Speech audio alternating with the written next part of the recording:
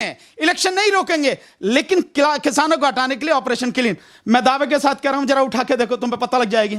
उठा के देखो, किसान, एक भी किसान किसी भी मोर्चे से छोड़कर नहीं जाएगा जब तक ये तीनों कानून वापस नहीं होंगे। अगर उदाहरण पेश करने वाली बात है, प्रधानमंत्री सारी जो रैलियां कर रहे हैं, सारी जो रोड शो कर रहे हैं इलेक्शन में, बंद करें सारा। गृह मंत्री जितने रोड शो कर रहे हैं, जो सारी रैली कर रहे हैं, बंद करें सारा। पता लग जाएगी कि ईमानदार कितने हैं, कितने बेईमान हैं, जो मानवता को गिद्धों की तरह नोच रहे हैं। इनकी बात कर रहे हो, ये अपील कर रहे हैं। इनके कितने चरित्र हैं, दोगले तिगले जने क्या क्या हैं, ये कहते कुछ हैं, करते कुछ हैं, दिखाते कुछ हैं। जितनी हमारी संख्या ज्यादा होगी उतना ही हमारे लिए अच्छा होगा, अन्यथा सरकार ताकत के दम पर यह आंदोलन हटा सकती है। पूरी योजना बना रही है। नमस्कार, आप देख रहे हैं DS4 न्यूज। मैं हूं आपके साथ नदीम अहमद। इस वक्त देश के अंदर कई चीजें एक साथ लगातार घट रही है।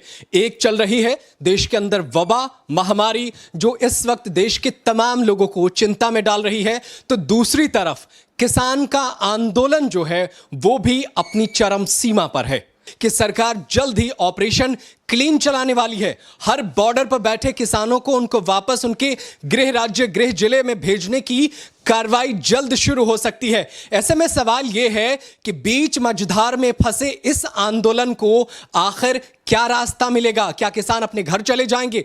जो कल तक किसान कई सौ शहादतें देने के बावजूद बॉर्डर पर डटे हैं, क्या वो उदास होकर घर जाएंगे?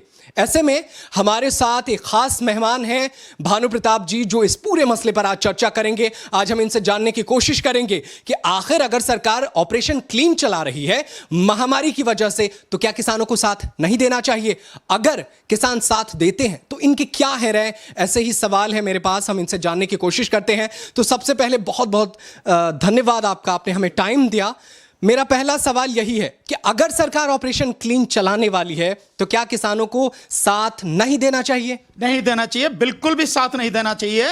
और श्रम कानून खत्म किए, कृषि जो खेती है वो खेती छीनने की सारी जो रणनीति सरकार ने बना ली, तो आकलन हम सबको भी करना पड़ेगा, देश की आम जनता को करना पड़ेगा, सरकार को भी करना पड़ेगा, शासन प्रशासन हर किसी को, राज्य को, केंद्र को, सबको करना पड़ेगा। मैंने 1 महीने पहले ये बात कही थी कि यह सरकार इस किसान आंदोलन को हटाने के इसके सारे हथकंडे फेल हो चुके हैं। अब ये दम पर इस आंदोलन को हटाने का प्रयास करेगी। लेकिन सवाल यह है कि आप भी जानते हैं कि 300 से ज्यादा किसानों की शहादत हो चुकी है, और इसमें इस बात से इनकार नहीं किया जा सकता है कि यहां पर राजनीति हो रही है। तो ऐसे में जब वबा है, 300 से ज्यादा शहादतें हो चुकी हैं, अब आने वाले दिनों में गर्मी बढ़ेगी, लू चलेगी, ऐसे में बूढ़े किसानों को बैठाना ठीक है? क्या उन्हें वापस नहीं करना चाहिए? नहीं, आप कैसे कह रहे हैं कि राजनीति हो रही है? किसमें राजनीति हो रही है? किसान आंदोलन में? किसान आंदोलन में कोई राजनीति नहीं हो रही है। पहला आप इसको थोड़ा सा सुधार करें। कोई राजनीति किसान आंदोलन में नहीं है। किसान कोई राजनीति नहीं कर रहा। किसान इस देश को बचाने की लड़ाई लड़ रहा है। दूसरी बात, आप गरीब उनकी बात कर रहे हैं, बुजुर्गों की गर्मी में बिठाने की। बुजुर्ग, जवान, कोई भी हो, किसान तो हमेशा सर्दी, गर्मी, बरसात हर एक में रहता है, हर एक में काम करता है। जब इतनी सर्दी पड़ रही थी कि टेम्परेचर 2 डिग्री तक पहुंच गया था, किसान तो तब भी बैठा था। आज अगर 45-46 डिग्री तक भी टेम्परेचर पहुंच जाता है तो क्या फर्क पड़ता है? मैं समझता हूं, जहां तक मेरी जो थोड़ी सी मेडिकल की जानकारी है उसके हिसाब से यह है कि गर्मी से ज्यादा सर्दी नुकसानदेह होती है, विशेषकर बुजुर्गों के लिए। और अब रही स्थिति, गर्मी हो, सर्दी हो, कितनी भी दिक्कतें हो, हमें उससे कोई लेना देना नहीं है।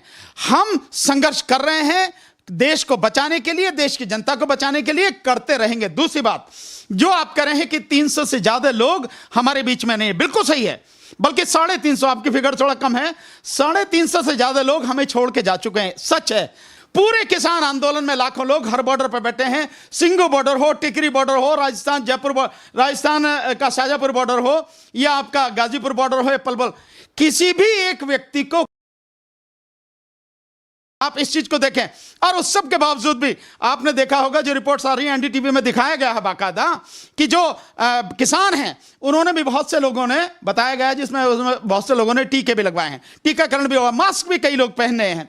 तो ये सब सारी की सारी चीजें, क्योंकि किसान आंदोलन को उठाने के सारे हथकंडे फेल हो गए, उसे उठाने के लिए सब बवाल खेला जा रहा। इलेक्शन चल रहा है स्मूथली, इलेक्शन रोकने की जरूरत नहीं है, इलेक्शन नहीं रोकेंगे, लेकिन किसानों को हटाने के लिए ऑपरेशन क्लीन। मैं दावे के साथ कह रहा हूं, जरा उठा के देखो, तुम्हें पता लग जाएगी। उठा के देखो, किसान, एक भी किसान किसी भी मोर्चे से छोड़कर नहीं जाएगा जब तक ये तीनों कानून वापस नहीं होंगे। अच्छा, आप जब कहते हैं कि बीजेपी आंदोलन को हटाने के लिए साजिश कर रही है, लेकिन अगर बीजेपी साजिश करती तो एक अपील क्यों करती? आज ही हरियाणा के मुख्यमंत्री मनोहर लाल खट्टर ने कहा है कि मानवता के आधार पर, मानवता के ही आगे रखते हुए किसानों को इस आंदोलन से अपने पैर वापस पीछे करने चाहिए। अब बीजेपी, आप साजिश कह रहे हैं, ये इतना जो है, जो मामला जो है वो संकीर्ण है, बहुत ज्यादा गंभीर है, तो अपील भी तो कर रहे हैं वो। अपील ये कर रहे हैं, अपील ये मानवता की बात कर रहे हैं, जिन्होंने मानवता का खून किया है, सरेआम मानवता का जो खून कर रहे हैं, जो मानवता को गिद्धों की तरह नोच रहे हैं, इनकी बात कर रहे हो, ये अपील कर रहे हैं। इनके कितने चरित्र हैं, दोगले तिगले जने क्या क्या हैं, ये कहते कुछ है, करते कुछ है, दिखाते कुछ है, इनकी बात कर रहे हो, इनकी अपील। ये जो मतलब किसानों को, इस देश के गरीबों को, इस देश के मजदूरों को, इस देश के बेरोजगारों को, नौजवानों को, महिलाओं को, सबको तबाह करने पर तुला, ये मानवता की बात कर रहे हैं। अगर ये मानवता की बात करते तो किसान को यहां आने की जरूरत ही नहीं थी। अगर ये मानवता की बात करते तो 4, 4.5, 5 महीने होने जा रहे हैं, किसान सड़क पर क्यों बैठा होता? कोई जरूरत उसे नहीं थी। कोई मानवता नहीं है इनके अंदर। ये तो मानवता के, मैं कह सकता हूं, खून नोचने वाले लोग हैं। गिद्ध की सी दृष्टि रखते हैं कि किस तरह से खा जाए, इसे नोच जाए। इनकी बात कर रहे हो आप? अगर आप करते हो, उदाहरण पेश करें ना। अगर उदाहरण पेश करने वाली बात है, प्रधानमंत्री सारी जो रैलियां कर रहे हैं, सारी जो रोड शो कर रहे हैं इलेक्शन में, बंद करें सारा। गृह मंत्री जितने रोड शो कर रहे हैं, जो सारी रैली कर रहे हैं, बंद करें सारा। पता लग जाएगी कि ईमानदार कितने हैं, कितने बेईमान हैं। तो ये सब कहने वाले घड़ियालू आंसू हैं। ऐसा कुछ नहीं था, ऐसा कुछ नहीं है। और मैं आपको बता देना चाह रहा हूं, और अपने जितनी हमारी संख्या ज्यादा होगी उतना ही हमारे लिए अच्छा होगा। अन्यथा सरकार ताकत के दम पर यह आंदोलन हटा सकती है। पूरी योजना बना रही है, 1 महीने इसे हटाया जाएगा।